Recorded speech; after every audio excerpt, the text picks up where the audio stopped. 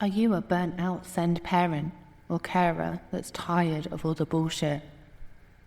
Some parents don't need to have their shit together. If this is how you feel, then you've come to the right place. Hi, my name's Chantal. I'm a neurodivergent parent raising neurodivergent kids. This podcast is a space where the chaos of send parenting is normalized, without judgment, sugarcoating or pretending. Expect honesty, slightly sweary, and real life situations. If that's not your vibe, then this might not be for you. Please take a minute to like and subscribe our show. Welcome to episode 1 of Absolutely the Truth with Aurora Project.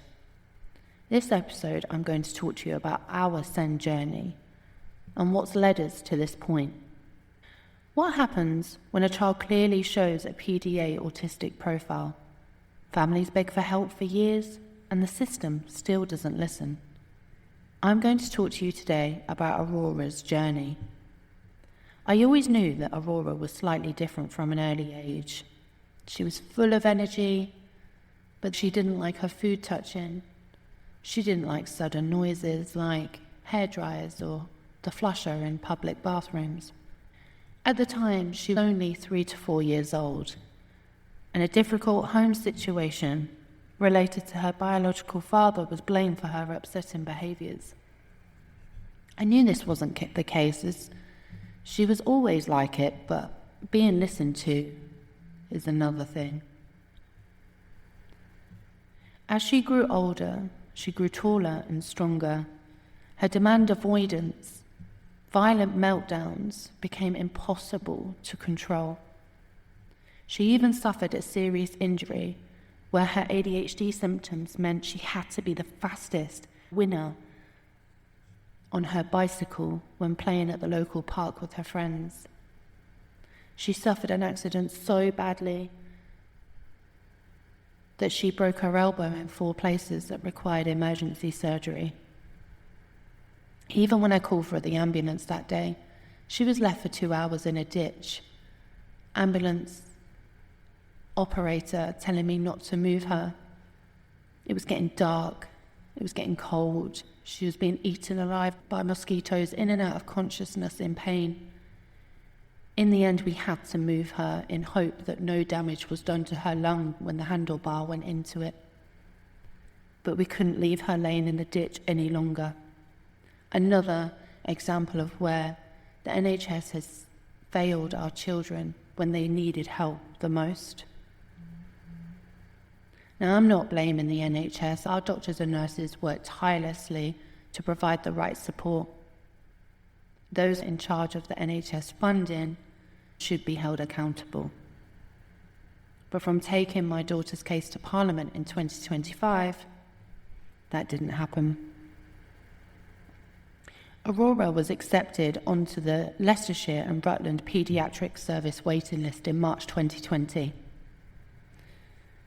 During the time of 2022 and 2024, over 12 professional expedite letters were sent into the community paediatric team expressing the serious concern and need for early intervention for Aurora.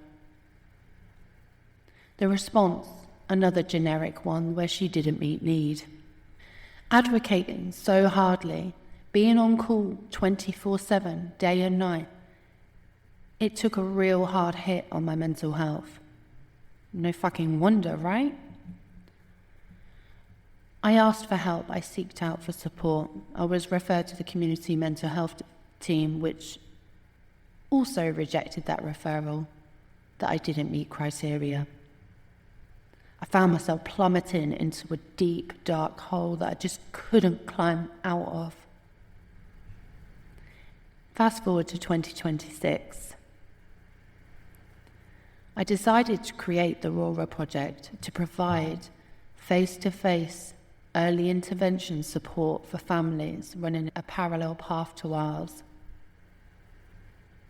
Although there's some great charity around, nothing beats having a cup of tea and a face-to-face chat with somebody that just gets it. So I decided to create the Aurora Project, a not-for-profit, unincorporated organisation that provides support to families in need when they need it. No family should feel alone or isolated, and that's why I created this podcast.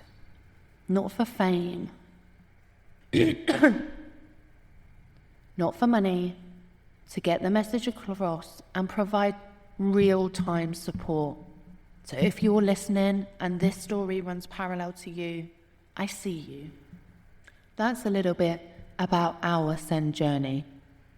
Of course, there are a lot more ins and outs, but I don't want to bore you with the details. Does any of this story resonate with your own journey? I'd love to know how this episode has sat with you.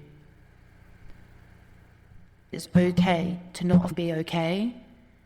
Everybody expects you to have your shit together, and actually we're learning as we go along. There is no manual, there is no handbook. Please don't forget to like and subscribe. It's important that we get our message across, that the Send community needs better intervention and support. You've been listening to Chantel. If you've enjoyed our episode today on our Send journey, then please like and subscribe. It's important to understand that other listeners could really benefit from the normalization that it's okay not to be okay. Until next time.